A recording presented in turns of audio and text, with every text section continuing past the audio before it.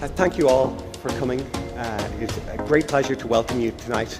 This is our third annual JCFJ lecture.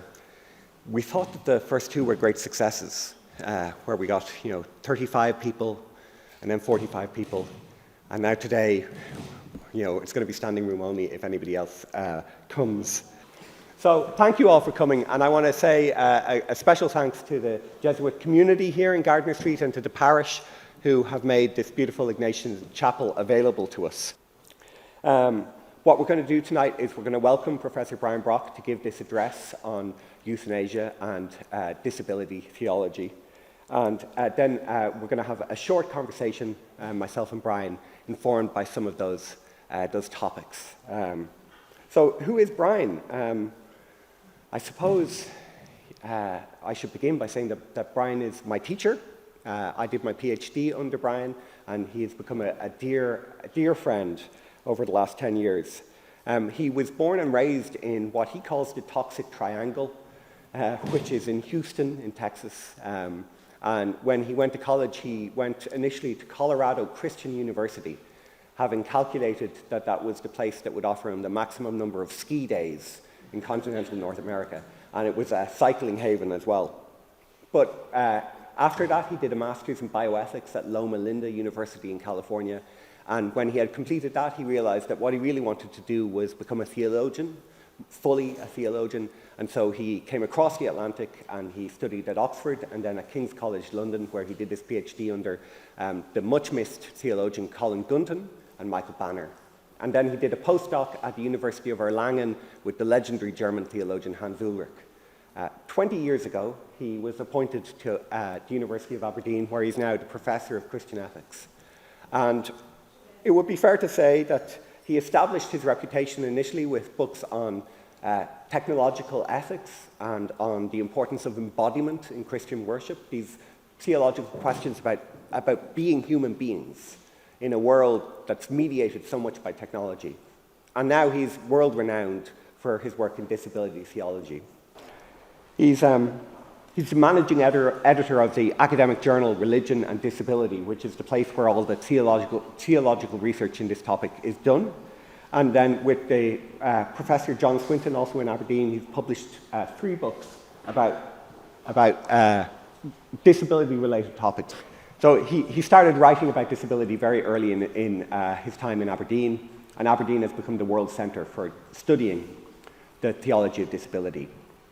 The book that we have for sale here at the knockdown price of €15 is the kind of accessible introduction to disability theology. But there's also, if you're interested, a bigger, more detailed account called Wondrously Wounded, which is a magnificent theological argument that the church is a unique place in our society where people with disabilities aren't just included, which is the best that liberal societies are offered, but that they can be fully welcomed as baptized full members of the community of God, and that God intends for us to be communities where the largely arbitrary, ultimately, distinctions between disabled and able-bodied begin to corrode. It's a breathtaking book, absolutely wonderful, and I would encourage, if you're interested in theology, to track it down. He's currently working on the next book, which is called Joining Creation's Praise, Theological Ethic of Creatureliness. He told me today that he thinks it's going to come in at 1,300 pages. So I might not be encouraging you all to go out and buy that. But in terms of its ambition, it's going to I think, become very important in Christian theology. Brian brings an astonishing breadth of reading to all of his theological work. But why it is important, ultimately, is because his theological work is based on the practice of prayer. He's one of those theologians who prays. And it's grounded in actual human relationships, primarily with his eldest son, Adam, who has Down syndrome and is mostly non-verbally autistic. And it's been the experience of parenting Adam that has shaped and illuminated this whole field for him. So it's not an abstract intellectual game. This is the life he's living as a faithful Christian. So we can think of no one better in the world to come and talk to us about the theology of these questions, not the policy, not not questions of implementation, but deeper questions of meaning. So it is my great honor to welcome Brian Brock, the first male to give a JCFJ lecture, and also the first Protestant. So thank you, Brian.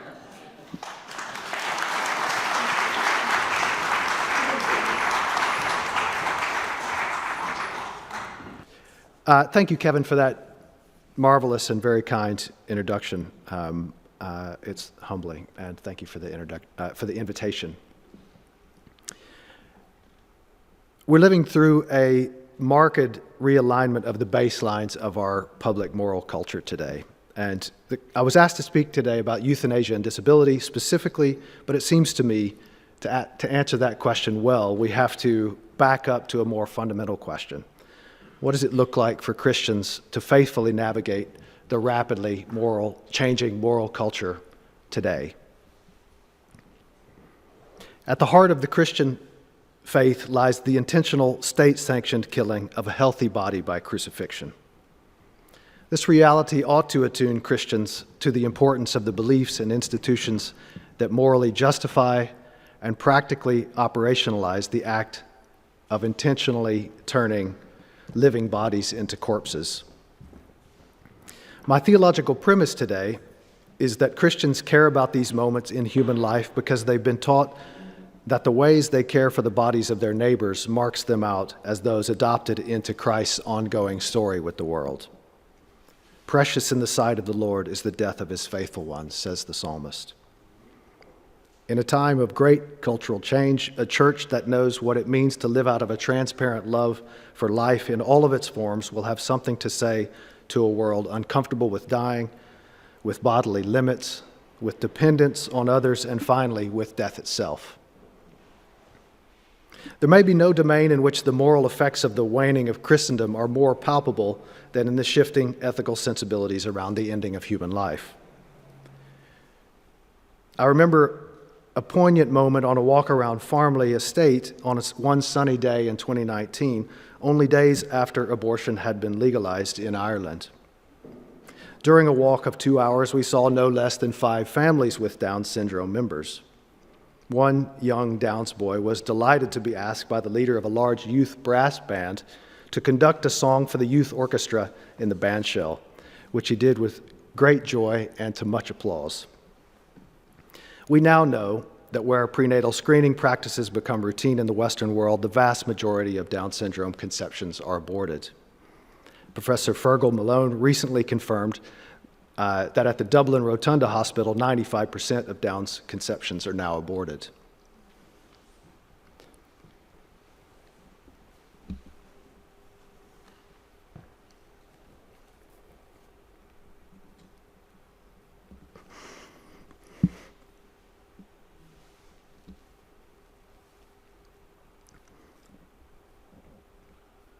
Only a few months ago, I was having coffee in a public park in Aberdeen on one Saturday morning, not a sunny day, with Adam, who you've already learned has Down syndrome. I was having coffee, he was having hot chocolate, and a group of women a bit older than me were sitting at the next table conversing loudly enough that I had little choice but overhear the discussion as it progressed. One of the women had recently navigated the painful experience of putting down a sick dog, very well loved. And the discussion quickly pivoted to the legalization of euthanasia. I was surprised at the unanimity and certainty of the group's agreement that euthanasia should be legalized. I was also intrigued by the various speculations offered by the different women in the group about why anyone would oppose legalized euthanasia, which seemed to them a very odd idea. One woman proposed that the opponents must never have been with anyone who's dying. We know as a matter of sociological fact that fleetingly few people in modern societies have ever been in the presence of someone as they died, around 10%. We're also aware of how loudly in our generation people speak up for the importance of controlling and shaping our own bodies and destinies. Taken together, not intervening in death when we intervene in everything else, about how our bodies work appears nonsensical. And it's true that the process of dying can be horrible and agonizing for everyone involved, especially in a technologized context in which lives can be prolonged in the most painful and dehumanizing of ways. The ethical dilemmas produced by our powerful medical techniques are a constant reminder of the impossibility of appealing to the laws of life itself to answer our ethical questions. Think about the idea of brain death, which shows how artificial life and death are for us. A brain-dead person is essentially in rude health. They have to be healthy so that their organs can be taken and given to someone else, and only part of that body is not functioning properly. It's precisely in a medical landscape where life is so hard to define that the life-saving techniques and the institutions that support them can grow into a theater in which we enact a fear of death so strong that it becomes the secret center of our living. When we want neither to die nor to think about dying, that evasion can generate ideological screens by which we hide death from ourselves and end up turning dying into an unbearably protracted affair that we yearn to take in hand. We live in a time when a miscarriage comes as a shock, as does the death of anyone in the prime of their life from disease. We've sequestered death from our daily lives, and that has allowed modern humanity to be distanced from death in a way that's unprecedented in human history. I want to suggest that this practical inexperience with dying is the condition for so much of our contemporary talk of death having taken on an aspect of unreality, of fear projection, almost like a boogeyman. In such a context, when death forces itself on us unexpectedly, its sting becomes all the more pointed. And when modern people want to end a life, we set to it systematically, making it all too easy to become routine. Such are the paradoxes of dying in our time. In the ancient Near Eastern context in which the biblical peoples lived, death was generally taken as a natural and non-threatening final episode of human life. The Hebrew tradition stood out among ancient cultures in introducing death as a threat. The warning of Genesis was a new thing in the ancient world. Of the tree of good and evil you shall not eat, because on the day that you eat of it you shall die. What kind of death is God promising here? The ancient view of biological death as non-threatening remains present in the story when God says, "All these trees I give you to eat," because of course eating requires the dying of cells to sustain other cells. When human beings reached out for the forbidden fruit, the creatures appointed once to die in this natural way became ensnared in a sinful resistance to God, one that had direct effects on how they experienced the limits of their creaturely bodies. Genesis thus deconstructs the human experience of death in a fallen world to expose its core. This core is not physical demise, but a void of faith, hope, and love that perverts every part of human existence.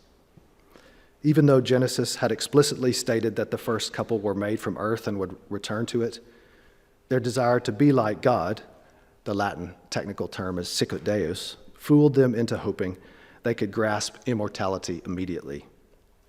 When they acted on this desire, it backfired, their attempt to evade divine rule turning into an obsession with controlling life, suggests Dietrich Bonhoeffer. This is a quotation from Bonhoeffer. Adam, as a human being, sicut Deus, like God, who has now gained God-likeness, has ingested death into himself. Adam is dead before he dies. The serpent was right. You will be like God. You will by no means die. That is, die the death that means ceasing to exist. But the Creator was also right. On the day that you eat from it, you shall die. That is, die the death that means being like God. Humankind, sicut Deus, like God, is dead, for it has cut itself off from the tree of life. It lives out of its own resources, yet it cannot live. It is compelled to live, yet it cannot live.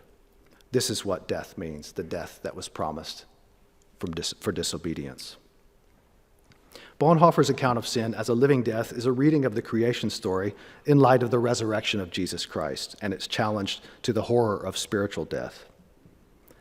the one human being whose life deserved to end in a peaceful biological death, peaceful because he had never gone to war with God, instead suffered crucifixion as an enemy of humanity.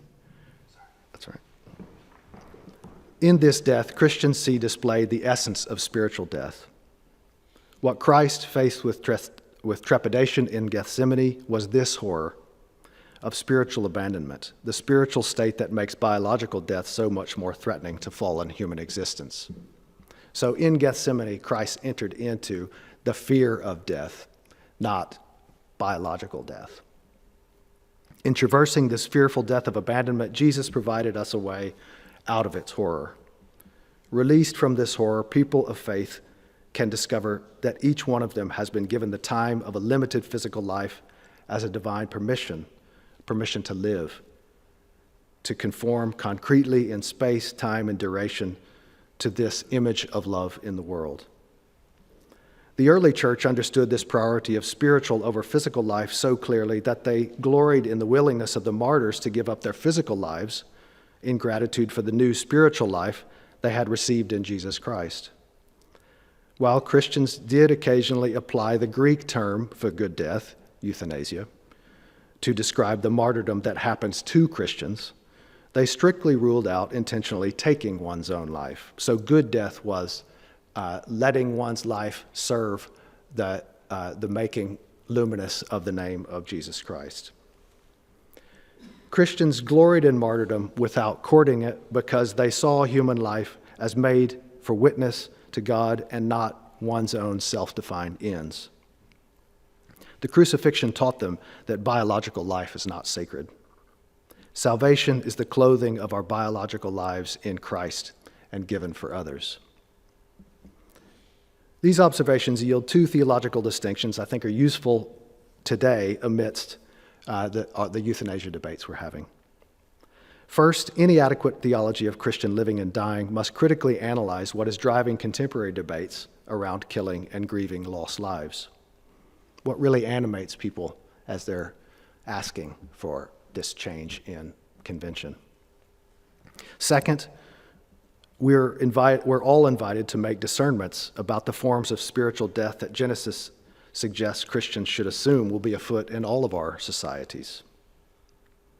That human beings have limited lifespan is not a curse. God created all creatures as bounded entities, bounded in time and space. For we human beings, these boundaries give us time to play our own limited role within God's story with the world. These limits don't themselves announce any determinative normative claims. Just because your life has limits doesn't mean you know when it's supposed to end just by looking at the fact that you're alive, right? As the cross shows us, right? Jesus was in the prime of his life. His life, he had lots of bodily life left to go, but that's not what his bodily life was for. The Christians involved in developing life-extending medical treatments understood this theological truth very well, right? Just because you're dying doesn't mean we can't treat you to extend your life. So the body itself doesn't tell us how to handle the body. That humans have limits points only to the positive promise that as creatures, it's as creatures that we're invited into the divine drama. To embrace our being limited is to make peace with our finite capacity to be claimed for specific concrete tasks and people, to live as Christ's image to them. We will die, and a theology of creatureliness helps us to accept ourselves in all of our contingency, as having high cholesterol, as living in a country with good or bad health care, as children of parents prone to dementia, and so on. We have been given this life and have only the choice to receive it and try to live it faithfully, or to chafe at it and so fear or hate the limits that come with it. There's a freedom in admitting that we had no choice in being conceived, nor in when we will die. The freedom is from thinking of our life as an infinite pull-down menu from which each day we must choose whether we will continue it or end it. Yet to say yes to the lives we have been given can finally only be an act of faith in the God who also assented to living out of that same contingency in Jesus Christ. Fallen human beings must continually relearn in their own context what it might look like to receive our own lives and deaths as coming from and returning to God. The critical question, I would suggest, for us today is then how we will narrate, as Christians, what our culture sees as its most pressing ethical dilemma in this domain. Is euthanasia a triumph of human will and technology in ending suffering? Is it a great loss, the last victory of a sinful Promethean living death over biological life? Are there other options? Let me encapsulate this first theological leg of my argument. Creaturely mortality is an invitation for individuals to embrace their own lives in faith, each of us, with all of our limits and all of our particularity. Embracing our reality as limited creatures frees us to give ourselves for the good of other concrete neighbors in a manner that resists a paralyzing proliferation of responsibility, as if we had to care for everyone all the time. We don't have to mount a campaign to put an end to dying. We only need to refrain from killing. But in some times and places, this may be harder than it seems.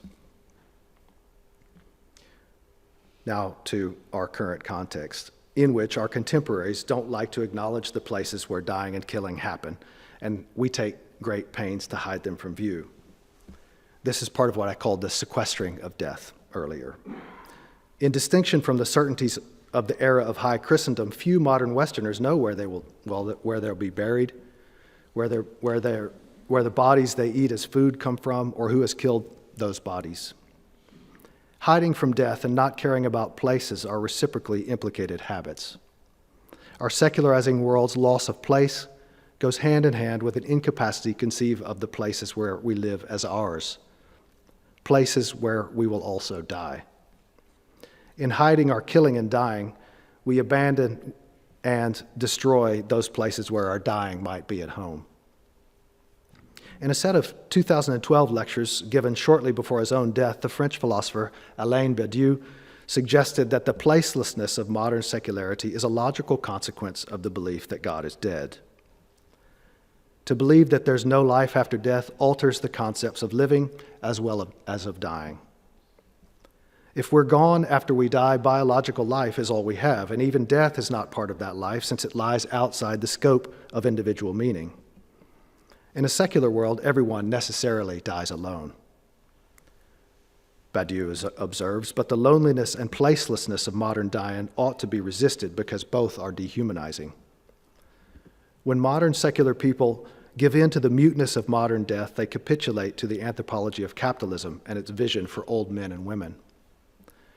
The death of the Christian God left a vacuum filled by capitalism, which has inflated to become a master story, organizing secular people's experience of life and death.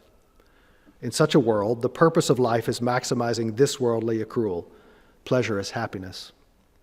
But this way of living exacerbates the aloneness of death without God, since the threat of death is the end of all hope of pleasure, acquisition, and consumption. Badiou nevertheless contends that the worth of a civilization should be judged by how it relates to its elders and how richly it upholds shared collective symbolizations around death. So we are in part having the discussion today about euthanasia because we have a crisis in the secular modern world about how exactly to commemorate generations before us. And there is, I won't go into it, but if you look into the social scientific study about funerary practices, there's a real unraveling of convention. Just think about how often you see a corpse in a funeral service anymore, which used to be the common way that it's done. The corpse is receding from our modes of memorializing those who have gone before us. The American philosopher Shannon Musset recently converged with Badiou's line of reasoning in her survey of the ways that capitalist societies devalue old age. The logic of capitalism seeks to maximize the energy extracted from labor while spending as little possible on the recuperation and restoration of the laboring body. When the productivity of aging bodies slackens, they need to be either prodded into further activity or dispensed with at a minimum cost, and we call that today the pension problem. In such a context, the experience of bodily slackening is bound to provoke an anxious feeling of vulnerability in working people. Musset yearns for a society in which the memory and wisdom of the elderly are seen as valuable and cherished by the young instead of abhorred, and in which care for the older flows from reverence among the young for the vulnerability of aging bodies, instead of a desire for the last few resources that can be extracted from them. For Musset, a humane society will combat the widespread fear of aging by providing safe and secure retirement, complete with social and creative outlets. Musset, as an American, adjudges American economic policymakers to be offering precisely the opposite, doubling down on building a casual contract gig economy, perfectly positioned to exploit aged workers to the last drop. And in such an economic climate, it's not much of a surprise that many care homes for the elderly become seen as an investment opportunity because they so effectively strip mine the last assets of elderly people. These economic trends may give us a bit more purchase on why the signal human right being championed in the 21st century is not the right to health care, nor the right of access to health care, nor moral solidarity in social provision more widely. Why, asked Katerina Karlova, is, quote, the right to die regarded as such a momentous human right? And indeed, what are the ramifications of the discourse of the right to die as the defining line of citizenship in times of biological precarity and under the neoliberal restructurings that, due to privatization, favor the upward redistribution of resources? Close quote. As the editors of The Economist just pointed out this week more straightforwardly, the public is already on board in seeing the economic benefits of legalized euthanasia.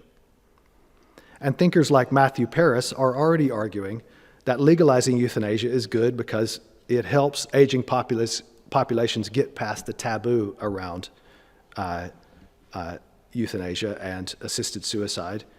And the taboo is of resisting feeling socially responsible for the burden that they're putting on other people, namely younger working people. So Paris says we should legalize euthanasia precisely to help old people become more socially responsible by thinking about how much they cost working people. The implications here for the disabled in what has come to be called austerity Britain are obviously dramatic. People who receive any form of public benefit already feel there's a moral opprobrium attached to their care as a drain on the public purse. When thinkers like Paris invite old people to consider their responsibility to lessen the burden their lives place on working people, they never ask about the pressure that picture of responsibility already puts on disabled people, the debtor status that our economic imaginary already places on disabled lives. To give a couple of examples, in 2005, a deputy mayor in Swindon, Wiltshire, provoked outrage by proposing in an open council meeting to save money by sending the children in a £3,000 a week care home to the guillotine. Though undoubtedly crossing a sensitivity line about the sort of things that can be said in public, the salient point is that such a comment would be unthinkable if there was not already widespread public agreement about what counts as economic responsibility in modern developed societies. Only on such a basis could much more well-known figures like Richard Dawkins feel free to express opinions like the one he did in 2014, that it would be morally indefensible for the mother of a Down syndrome child to knowingly not abort, given the drain on the public purse implicated in such an irresponsible course of action. Or for Philip Hammond, Theresa May's Chancellor of the Exchequer, to suggest in a 2017 Treasury Select Committee meeting that current sluggish economic productivity reflected in part rising numbers of disabled people in the workforce. The dominant meta-narrative framing all these understandings of compassion is the neoliberal picture of the self as self-determining and economically productive, a tilted argumentative field in which dependence is looked on with suspicion. So we live in a society in which our economic logics appear to be systematically depressing the value of the lives of the old and unproductive, and with them all who depend on the support of others. We also have the economic data to show that those who vote for and avail themselves of assisted suicide in Western nations are the relatively wealthy and well-educated. In such a context, it might be useful for our intelligentsia to remember that the historical justification of the Holocaust was not anti-Semitism, but the economic benefits of euthanizing youthless eaters. Christians today dare not ignore that our discussions of the topic of euthanasia are situated within discursive rules set by economic logics that determine what is counted as moral responsibility. A cognate imperative to maximization, to economic maximization, I now want to suggest is as close to us as our own relation to our bodies. The medical gaze has become the common sense of our culture. All of us tend to look on our own biological bodies as organic systems to be optimized. It seems to us irresponsible not to look after one's own body, and we're constantly taught to monitor our bodies as a doctor does, looking for lumps, listening to our breathing, watching for the incipient signs of infection or dementia, doing our crossword puzzles so that we don't, go soft in the head. Such optimizing of oversight of our own bodies as biological systems leads naturally into the body hacking touted by transhumanists who think that there's no reason we shouldn't live for 180 years or more. The transhumanist belief that biological death is an enemy to be technologically defeated meshes smoothly with the practice rife in our universities and schools today of taking pills to maximize academic performance. Right? We can make the machine do what we want the machine to do. In a developed world in which our economics and our medicalized view of the body organizes everything as a system to be optimized, I am fully aware it's hard to switch into modes of perception capable of looking the singularity and non-quantifiable value of our mortality squarely in the face. Yet the humanity that no longer cares to look straight in the face of the enmity and finality of the death that comes with the mortality and fallenness can only experience death as a shadowy and confusing enemy to be evaded at all costs. This enemy is too often faced amidst a bewildering sequence of increasingly harried medical events that often culminate in a flat line on a machine and an inert body quickly being wheeled away. The fallen humanity who evades thinking about their own death is unprepared to acknowledge how often it in fact judges between worthwhile and worthless or expendable life. What results is killing without understanding and desires to kill clothed in self-deception.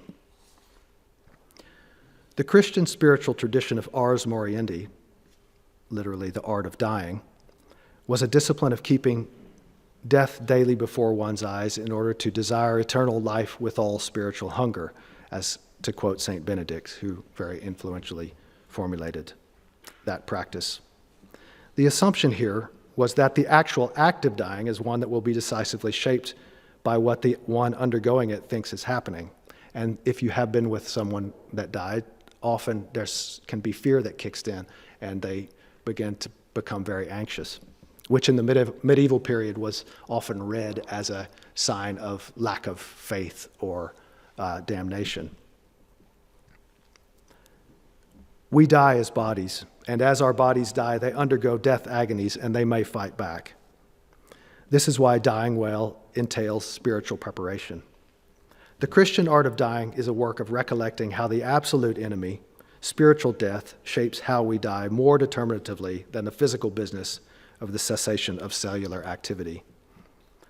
When this priority is inverted, humanity cannot but secretly or openly develop an idolatrous relation to physical life in a manner that flows out into cultures in which the idol of life justifies killing.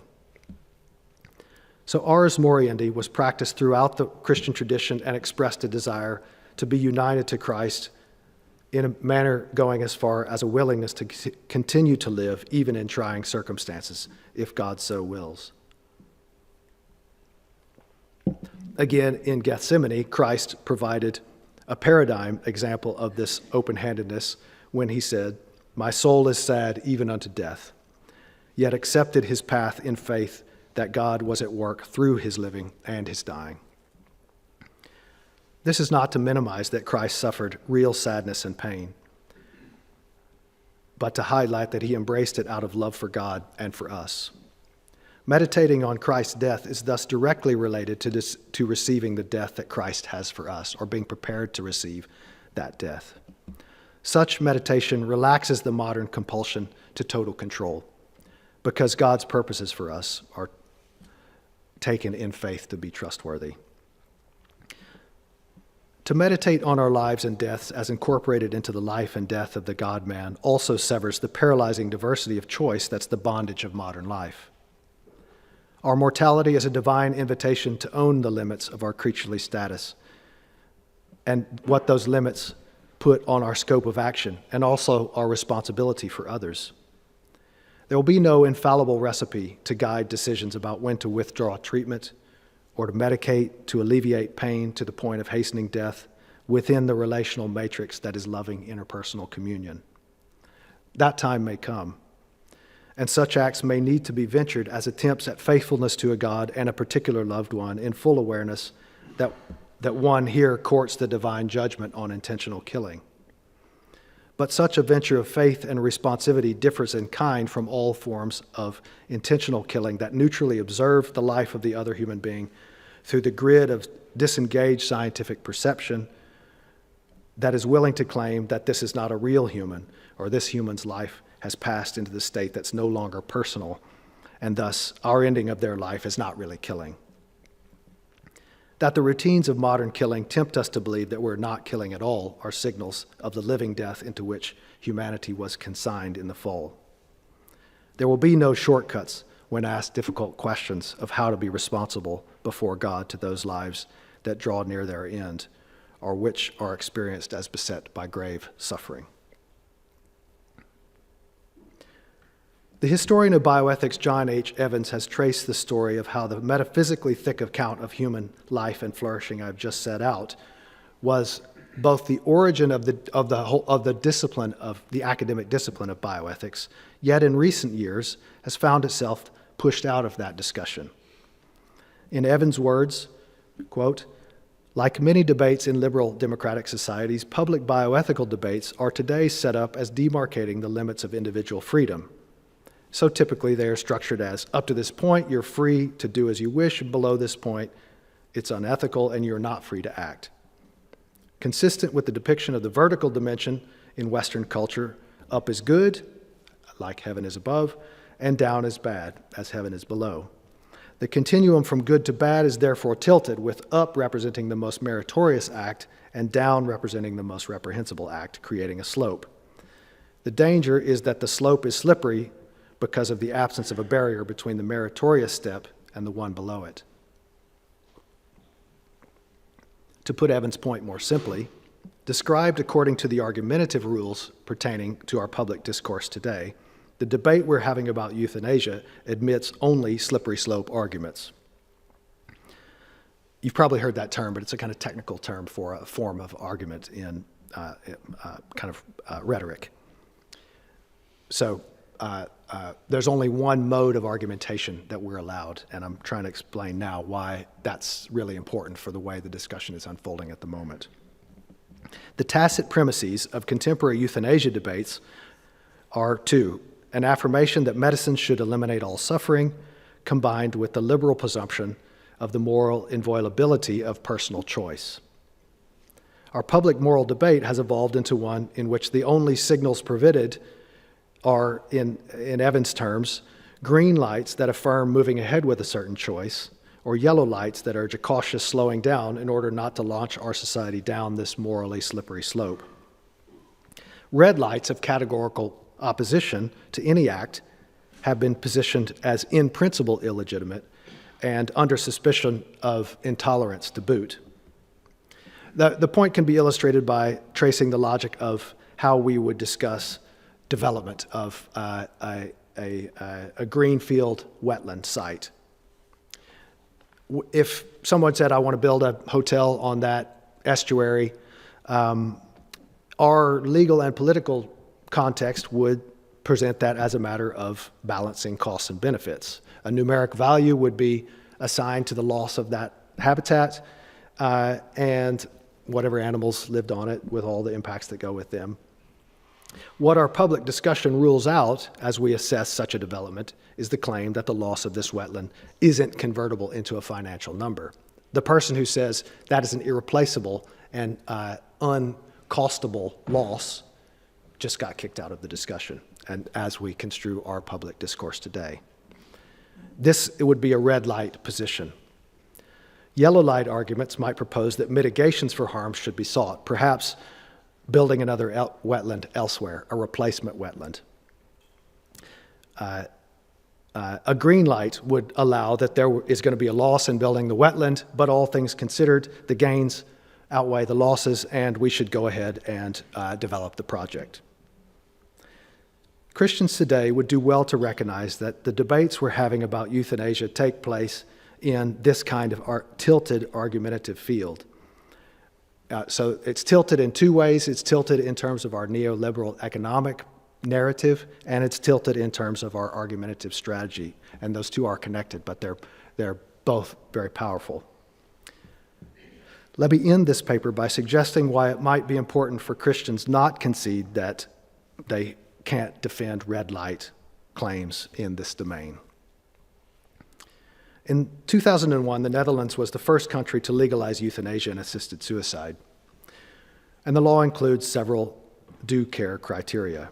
These include a voluntary and well-considered request, unbearable suffering without prospect of improvement, a fully informed patient, that there's no reasonable alternative to ending the suffering without ending the life, and that a second physician gives an independent opinion.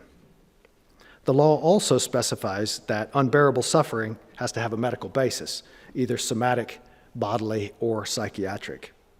And there's no rule about how long the suffering person is predicted to live in order to receive euthanasia. So there's not, as in the current Irish legislation, the 6 months to death criterion. A comprehensive 2018 survey of the cases of people allowed euthanasia for psychiatric conditions or learning disabilities like autism is revealing. The numbers of people granted euthanasia in this category are relatively small, or at least up till 2018 were relatively small, but they were exponentially growing from 2 cases in 2010 to 42 in 2013 to 60 in 2016. The study also confirms my earlier suggestion about the problem of people feeling responsible not to be a burden. As across euthanasia requests for both bodily and psychiatric reasons, the main complaint was rarely, quote, a fear of pain. It's the functional limitations and dependence of others on others that many people find intolerable to such an extent that they would prefer to die. We've already noted how this worry about the impact of dependence on others almost certainly has an economic component that disabled people find especially threatening in appearing to undermine society's willingness to invest in supporting them. As one disability campaigner group put the worry, quote, because aid in dying is used primarily to address loss of autonomy and not pain management, and because proponents argue that severe disability should warrant the right to end their life, this suggests a devaluing of a life lived with significant functional limitations. If society endorses the right of a person to seek physician assistance to end his or her life because of increasing loss of functional autonomy, what does that say about how our society values the lives of people who live with comparable limitations every day of their life for years on end? Here we run into one of the dead ends of our moral moment. Disability rights activists argue on human rights grounds that equating their lives with suffering increases the stigma and fear that already stalks those with mental illness and learning impairments. While on the other side, disabled campaigners invoke human rights and autonomy out of the desire to control the timing and means of their own death. Secular liberal moral conventions can't resolve this impasse. In response to this stalemate, our developed societies appear to be on the cusp of legally enshrining a new moral ideal, that we should feel responsible for being dependent on others, because such reliance is itself an unbearable suffering. We're considering institutionalizing a medical treatment for the social condition of dependence. Here is where caring about the day-to-day lives disabled people offers an alternative route through this argumentative impasse.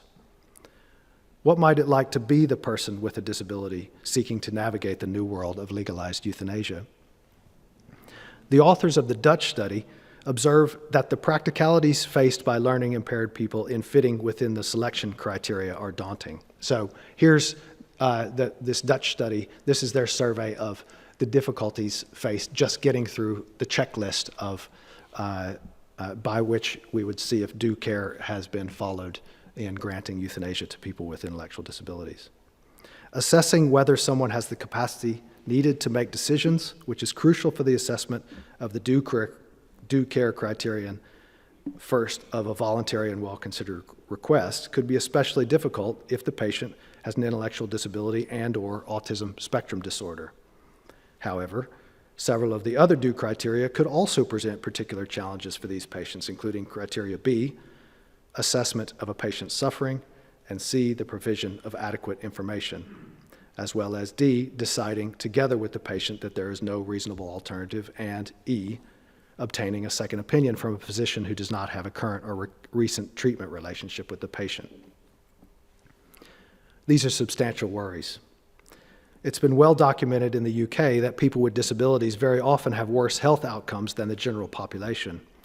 Worse outcomes that often stem from the difficulties of communicating their health challenges to medical professionals. And you only have to think about how our A&E works to imagine someone who had difficulty speaking if they came in with a carer who they hadn't been with very long or on the weekend. They might not be able to say what was bothering them, and they might not get a diagnosis, and they could rapidly decline. And in fact, that often happens. Medics are rarely afforded the time to assess complex and non-standard cases, and patients, especially those in permanent care, often find it difficult to access the health care due to them in a system not organized to respond to the challenges of meeting schedules and accessing complex healthcare infrastructures. Just last week, a quadriplegic Quebec man chose assisted dying after being left in the ER for 4 days on an unsuitable bed that left him with such a bad bed sore on the back of his hips that it would take years to recover, and he thought, I just can't bear that, and he asked for and was granted assisted suicide. The case of a man with autism who was granted euthanasia in the Netherlands illustrates how easily the social difficulties that come with certain types of disability can make ending it all seem attractive. The man in question had lived with a high-functioning autism for 20 years and requested euthanasia in his 30s. His psychiatrist at first refused and insisted that treatment options remained, but in the course of 3 years of consultation came to the view that there was no prospect of improvement due to his autistic spectrum condition. The final report described his suffering as unbearable and without prospect of improvement in the following terms. And this is a quote from the official report. The patient's suffering consisted of always being busy in his head with thoughts on multiple and different levels and not being able to exclude himself from stimuli or thought processes. He found that exhausting. He really wanted to turn off his thoughts and find rest. The patient suffered from the fact that he had a great need for closeness with others whilst he couldn't maintain long-lasting social contacts. This was because he misjudged interactions and was inclined to behavior that crossed boundaries. He could react to things in a spontaneous and at times intense, sometimes extreme manner. This often led to problems. However, the patient could not learn from these experiences. He was frustrated by his forbidden feelings, such as longing for sexual intimacy. He suffered from his continuous yearning for meaningful relationships and his repeated frustrations in this area because of his inability to deal adequately with closeness and social contacts. His damaged development and the subsequent poor frustration tolerance and lack of basic feelings of safety contributed to his reduced capacity to learn to deal with the limitations of his illness. What exactly was cured when this man received his lethal injection from a doctor? I want to suggest that his prime complaint was loneliness. The involvement of family was notably absent in this case, and the man seems to have been primarily interacting with medical professionals. The document suggests that the moment when no more treatment was possible was that moment when the doctors felt they didn't have any tools to treat this man's social isolation. And this is probably true, given that this was never a medical responsibility.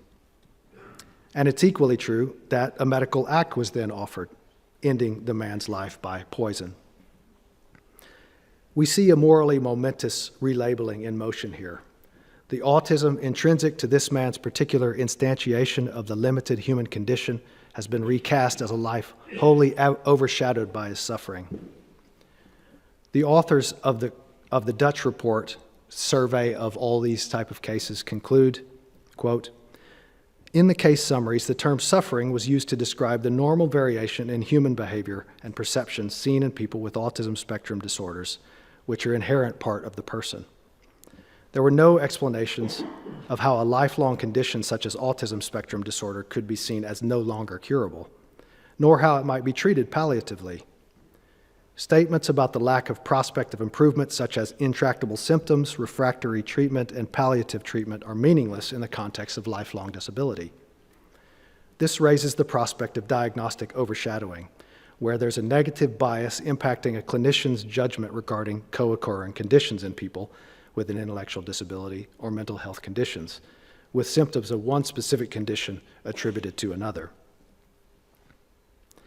What might it mean for a person with autism to reach a conclusion about it being time for them to end their life together with a doctor who pities their life? And an even sadder thought is that the intensity of personal engagement statutorily demanded to come to this decision suggests a level of partnership with which many people with intellectual disabilities have precious little experience during their lifetimes. The person who's come to a doctor complaining of deep loneliness finds intimacy in a protracted process of working through all the reasons why their lives may, in the end, not be worth living any longer. Let me close then with 4 red light type claims I would hope Christians might consider speaking up for in the midst of today's public discussions of euthanasia. First, disability is not suffering, nor is aging. Second, disabled people should not be made to feel embarrassed about needing support, nor should the elderly. Third, loneliness is not susceptible to a medical treatment. And finally, intentionally killing is not a medical treatment. I'll leave it there. Thank you, Kevin.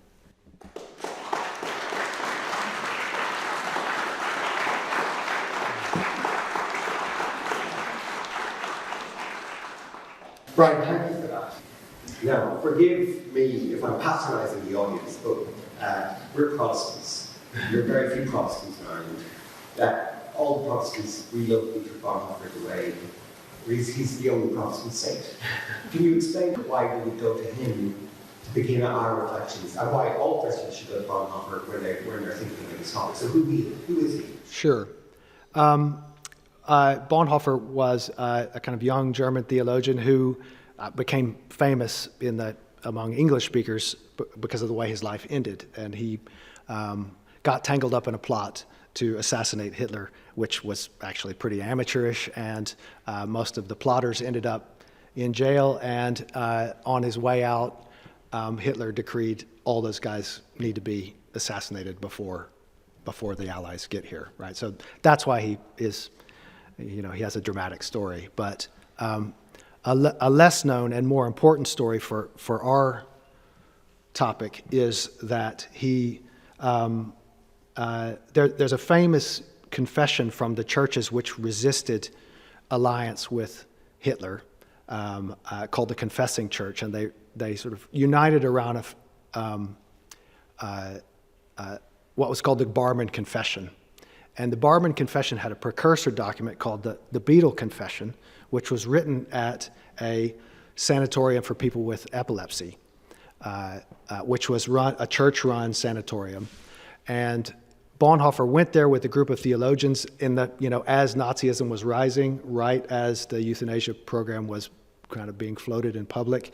And he found himself worshiping in this community with people of all different varieties, some of whom could, fall down with epileptic fits. And he wrote home to his mother,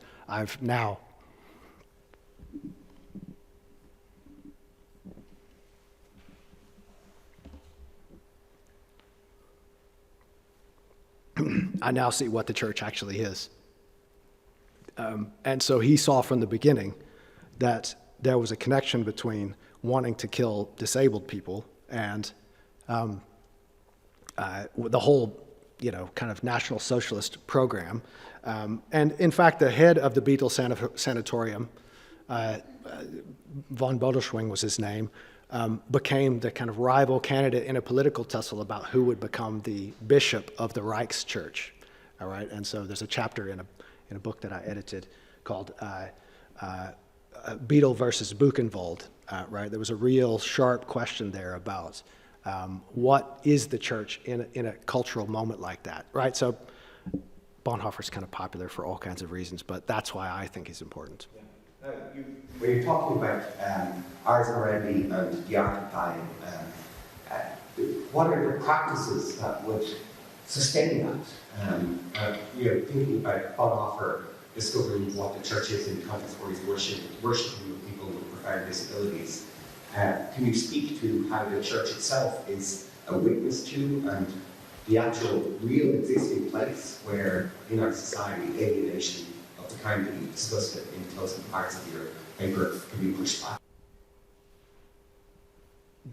I think the reason I find it an attractive practice to think about is that it allows us to open up troubling the strong distinction between free agents making rational decisions, which is what we imagine people making the choice to kill themselves are doing, and people who are dependent and reliant on care. I think if we think about death, ultimately death comes to us, right? It's even if you choose assisted suicide, your body has forced your hand there, right? So you're really only hastening it. So to think about the practice of dying, the practice of thinking about one's own death should help us to see the way in which we're passive as we suffer our lives, and we depend on one another. And we depend on one another at the beginning, we depend on one another at the end, we depend on one another really all the time. So I think part of the unreality of the debate we're having is that the public discourse has this imaginary picture of someone who's sort of fully in control of themselves and making a really clear decision without consulting anyone else's opinions or wishes or desires, and that can be done with great clarity. That doesn't really fit with the clinical experience of when your body is telling you your time's up, right? That your mind, you're sick right now, right? So you're having trouble getting two neurons to run straight, right? Think about when your body's actually shutting down, right? So there's just practical issues that are forced by living in a body. And if we think about dying, it allows us to notice the passivity of life as a creaturely being and the collectivity of how often we need other people, even to, if food is not brought to us in cities, chaos erupts very quickly, right? So we are dependent as creatures on lots of other people. And about the opening move, your theological move, which is very profound about the spiritual death. You talked about it in terms of the fall in the Garden of Eden, and then you talked about Jesus in the Garden of Gethsemane. But could you maybe unpack a bit about Paul? I've always loved in 1 Corinthians where Paul has this brag, death, where is my sting?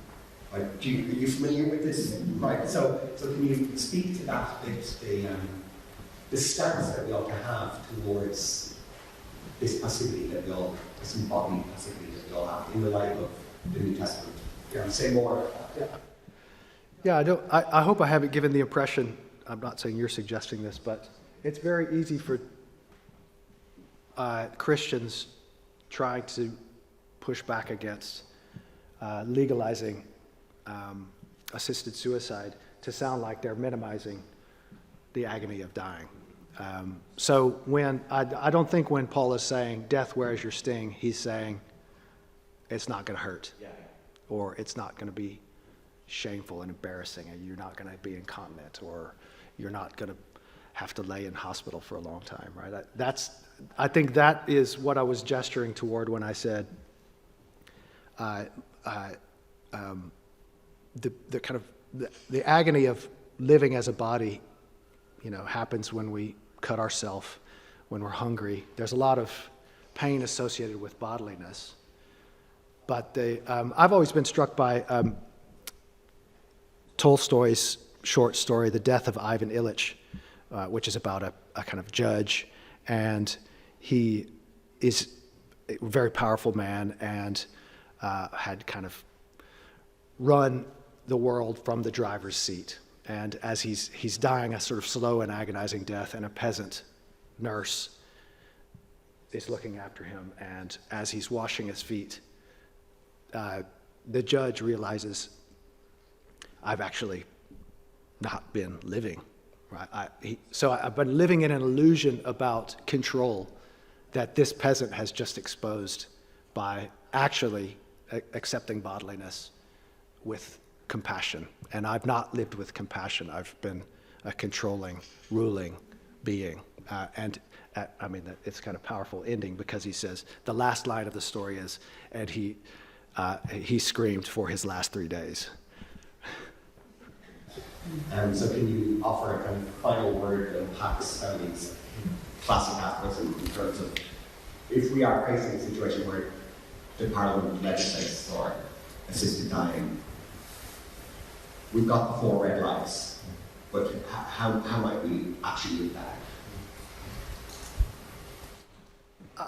I think it's important to recognize how Christian witness doesn't work in straight lines, and part of the reason I just ended with those red lights is I think we should feel comfortable saying kind of obvious things, right? Putting poison into an IV shouldn't be a medical treatment, and it changes what counts as medicine when we allow that to be the case.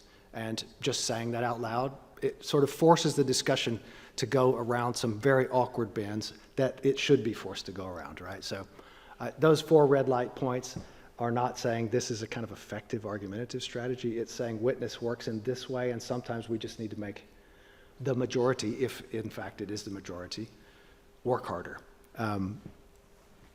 I think the deeper point that our friend Stanley is pointing to is that we're navigating a dispute about what counts as compassion and what counts as love.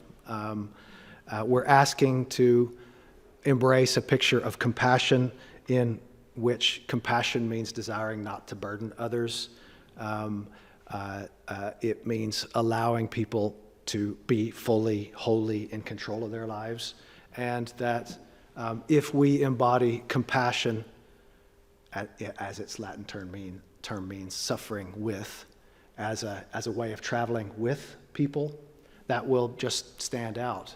There's a lovely piece by Patrick McKerney in the Journal of Religion, Disability and Religion called The Weight of Living, where he talks about, he's a social scientist who looks at l'Arche communities, which are Christian homes for people with intellectual disabilities. And he talks about a specific woman who'd lived in a hospital most of her life and was brought out into a l'Arche and looked after, and she hated taking her medicine, which she had to take or she would die. And Patrick says, we can compare caring for people by letting them die and helping them die, or we can think about caring for people who can't rationally consent, actually sort of pressing them to do something they may not want to do, but which gives them a fuller and richer life. And I think those are just different visions of compassion and of human flourishing. And I think thinking about disability and about how we travel with people with intellectual disabilities, specifically through episodes like the end of life, just really raises the question of what we confess when we confess we follow this odd guy in the first century.